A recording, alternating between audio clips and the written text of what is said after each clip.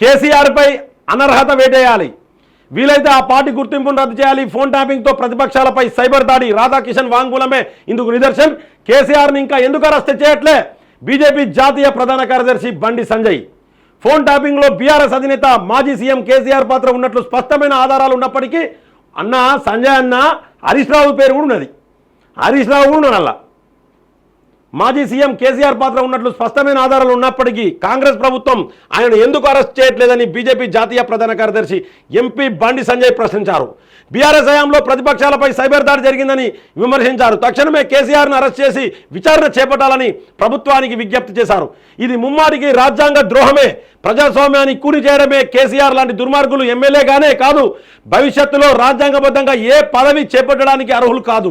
తక్షణమే ఆయనపై అనర్హత వేటు వేయాలి, మళ్ళీ ఎన్నికల్లో పాల్గొనకుండా నిషేధం విధించాలి. కేటీఆర్ సహా పలువురు బీఆర్ఎస్ నేతలు కూడా ఫోన్ ట్యాపింగ్ పాపంలో భాగం పంచుకున్నందుకున్న వీలైతే ఆ బీఆర్ఎస్ పార్టీ గుర్తింపును సైతం రద్దు చేసే అంశంపై ఆలోచించాలి అని అభిప్రాయపడ్డారు. ఈ కేసులో ప్రధాన నిందితుడైన ప్రభాకర్ రావు అమెరికాలో ఉన్నట్లు తెలిసినా ఎందుకు ఆయన్ను భారత్కు రప్పించలేకపోతున్నారని కాంగ్రెస్ ప్రభుత్వాన్ని నిలదీశారు. ఫోన్ ట్యాపింగ్ విషయంలో నేను గతంలో చెప్పిందే నిజమైంది. కేసీఆర్ ఆదేశాల మేరకే ఫోన్ ట్యాపింగ్ చేసినట్లు రాధాకిషన్ రావు పోలీసుల విచారణలో వెల్లడించడమే ఇందుకు నిదర్శనం.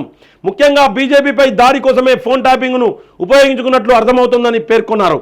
బీజేపీ సానుభూతి పరులతో పాటు పార్టీకి విరాళాలు ఇచ్చే వాళ్ళను, మీడియా ప్రతినిధులను సైతం ఫోన్ ట్యాపింగ్తో టార్గెట్ చేశారంటే కేసీఆర్కు ఎంతగా వణుకు పుట్టిందో అర్థమవుతోందని వ్యాఖ్యానించారు.